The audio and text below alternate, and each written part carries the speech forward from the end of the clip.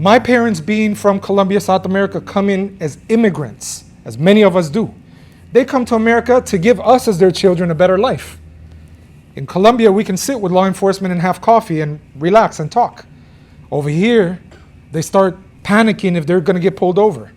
They think somebody can go to jail. So on the offset, when we look at race or color, and we say that justice is about being colorblind, that in and of itself is a problem. Because if we want to be colorblind in the context of justice, it assumes that there's an equality amongst people.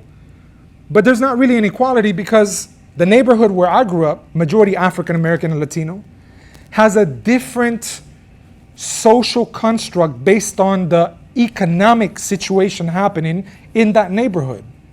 So when you're Black or Latino, you're going through certain restraints on a day-to-day while you're dealing with family life that may be experienced systematically, just from the system and what we're given, okay? My parents didn't know how to speak English. When you have a language barrier, right, and you have to have your son translate for you, even to hook up a phone. Back in the days, you had land phones, right? You become a translator, right, for grown people who are supposed to be giving you guidance.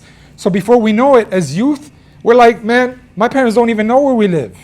So you can't get advice from parents. So what happens to a youth who doesn't get advice from parents? Looks at law enforcement like they're not on their side. That's where gangs form. And the gangs formed back in those days after school, in a time when there's no adult supervision, from 3 to 6.